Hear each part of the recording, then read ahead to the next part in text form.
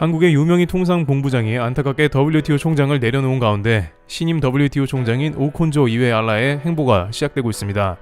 그런데 신임 총장은 그의 임기를 시작하자마자 매우 특이한 모습을 보이는데요. 당초 유럽과 중국 등의 강력한 지지를 받고 있었던 응고지 오콘조 이웨알라 후보가 정작 일본과 본격적인 소통에 들어간 것으로 파악되고 있는 것입니다. 또한 일본 정부가 세계무역기구 WTO의 관계가 오콘조 이웨알라 사무총장의 취임을 계기로 밀월 수준으로 발전하고 있다는 것입니다. 일본 정부는 WTO 사무총장 유력 후보로 거론되던 한국의 유명희 산업통상자원부 통상교섭본부장을 견제하기 위해 이번 WTO 사무총장 선임 과정에서 나이지리아 출신인 오콘조 이웨알라 후보를 밀었습니다. 유 본부장은 일본 정부가 한국 대법원의 징용 피해자 배상 판결에 대한 보복 조치로 재작년 7월부터 반도체 디스플레이 핵심 소재의 한국 수출을 규제한 것을 문제 삼아 한국 정부가 일본을 WTO에 제소하는 과정을 이끌기도 했습니다. 이 때문에 일본 정부는 유 후보가 WTO를 이끌게 되면 한일 간의 WTO 분쟁 해결 절차의 공정성이 훼손될 수 있다는 논리를 펴면서 오콘조 이웨알라를 지지했습니다. 그 가운데 결국 나이지리아 후보는 WTO 총장으로 추대되었는데 일본은 곧바로 행동에 들어갔습니다. 모테기 도시미스 일본 외무상은 11일 오콘조 이웨알라 WTO 신임 사무총장과 첫 전화회담을 했다고 자신의 트위터를 통해 알렸습니다. 그는 트위터 게시글에서 WTO 사무총장에게 취임 축하 인사를 전했다고 밝혔습니다. 그러면서 코로나19 백신 등 의료품의 원활한 무역, 디지털 경제 규칙 만들기, 분쟁 해결 제도 개선을 비롯한 WTO 개혁과 관련해 가능한 한 조기에 구체적인 성과를 낼 수 있도록 긴밀히 협력하기로 했다고 덧붙였습니다.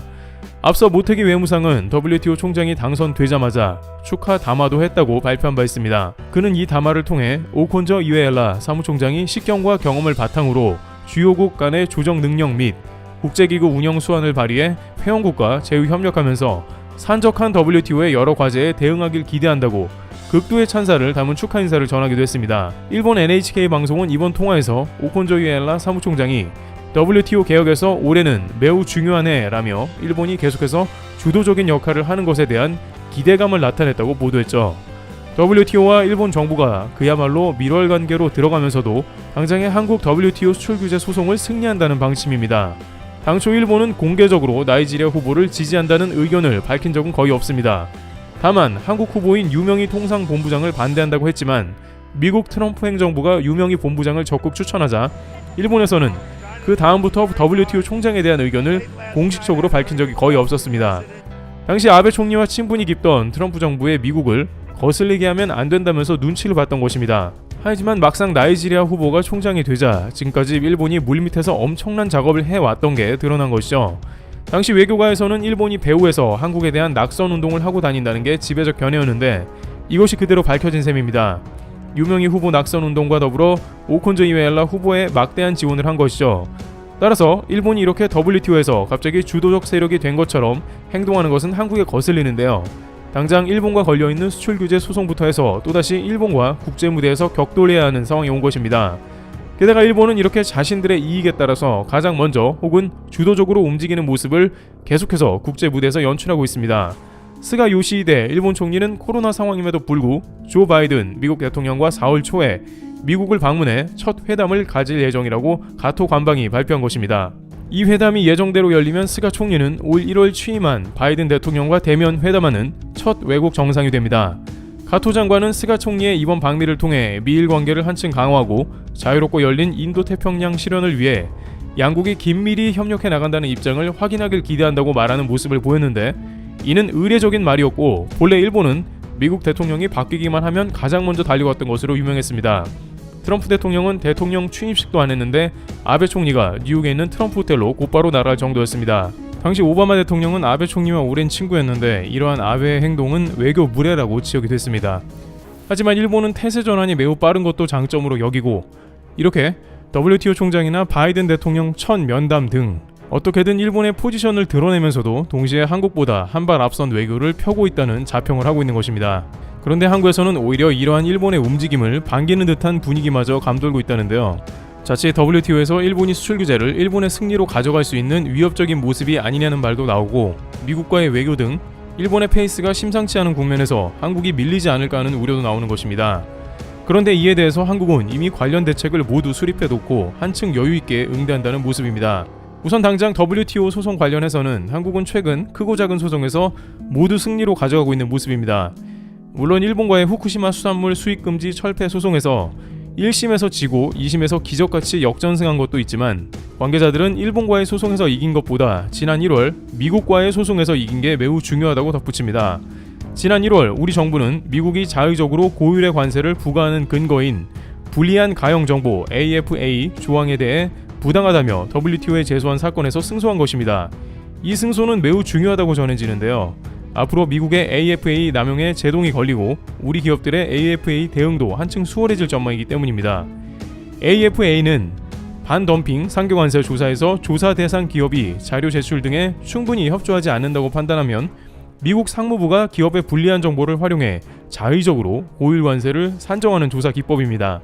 그간 무역업계에서는 미국에서 말도 안 되는 이유로 고율 관세를 계산하고 있다고 하면서 사실상 미국의 횡포라고 불리우는 관세였다고 전해집니다. 미국은 이를 활용해 8건의 한국 도금, 냉연 강판 등에 대해 평균 50% 이상의 고율 관세를 부과해왔던 것입니다. 그러나 한국의 산자부는 이를 면밀히 분석했습니다. 산업부 관계자는 3년의 분쟁 기간에 2만 5천여 장의 분량의 증거 자료를 면밀히 분석하고 이를 토대로 치열한 구두 및 서면 공방을 벌인 끝에 승소를 끌어냈다고 설명했습니다. 이는 사상 최대의 WTO 분쟁에서 승소한 것으로 30개의 쟁점 중에 27개에서 한국이 이겼다는 것입니다. 지금까지 미국은 다양한 관세 폭탄을 적용해서 많은 국가들의 이러한 관세를 물리고 있는 모습이 연출되었었는데 한국의 승소로 미국의 불합리한 행태에도 제동이 걸려서 다른 나라들조차 이득을 봤다는 의견이 나올 정도입니다. 이번 미국 승소에도 지난 일본 수산물 분쟁을 승리로 이끈 정한을 산자부 부이사관 등이 맹활약한 것으로 보입니다. 따라서 일본의 WTO 수출 규제 소송건도 미국처럼 부적절한 이유로 반도체 주요 물자 수출 규제 금지를 주장해온 일본도 한국을 상대하기가 매우 버거울 것으로 예상됩니다. 게다가 일본의 구시대적인 외교 행태가 더 이상은 잘 통하지 않는다는 것도 문제입니다. 일본은 WTO 총장과 관계를 돈독하게 맺고 WTO에서 존재감을 드러내는 자체로 자신들의 수출 규제 소송에 유리할 것으로 판단해 그러한 행동이 결정적인 효과가 있을 것으로 봅니다. 그러나 앞서 WTO에서 가장 입김이 센 미국조차 한국의 객관적 증거 앞에 패소한 상황이기 때문에 일본은 WTO 조직을 장악하려는 시도보다는 당장 한국처럼 전문가 집단으로 소송을 준비해야 할 것입니다만 일본 외무상이 트위터로 WTO 총장과 통화를 먼저 했다. 스가 총리와 바이든 대통령이 가장 먼저 만난다는 등의 구시대적 외교 행보를 여전히 지속한다는 것은 오히려 한국의 승리가 더욱 예상되는 대목입니다. 최근 독일에서 독일 외교장관을 압박해서 손유상을 치워버리려던 행동이 수포로 돌아간 것과 같이 이제는 점점 더 국제 무대에서 암암리에 로비를 하고 힘으로 누르려는 자세는 설 자리를 잃는다는 것입니다. 게다가 수출 규제의 경우 미국은 동맹끼리 공급망을 확충하자고 행정명령까지 내리고 있는 모습에다가 화웨이를 제재하기 위해서 삼성전자 5G까지 지원하려는 움직임을 보이는데 이러한 일본의 행보는 그야말로 국제사회에서 역행하는 모습을 보이면서 오히려 외교 왕따가 될 가능성이 농후하다는 것입니다. 많은 한국 대중들은 오히려 일본이 이렇게 행동하는 게 잘 됐다고 평가하면서 한국의 WTO 수출 규제 관련 소송이 한국에 한층 더 유리해졌다고 평가합니다. 동시에 나이지리아의 오콘저 이웨알라 후보에 대해서도 일본과 밀월 관계로 가는 모습을 보며 WHO 총장이 시진핑 주석과 밀월 관계로 가는 데자뷰 같다면서 WTO도 수년간 권력 유착 비판에 시달리다가 결국에는 나중에 한국이 기회를 잡을 수 있다는 의견도 나옵니다. 일본의 구시대적 행보가 지속되면서 한국은 역으로 다양한 기회를 잡게 됐다는 것입니다. 트래블 튜브 여기서 마치겠습니다. 감사합니다.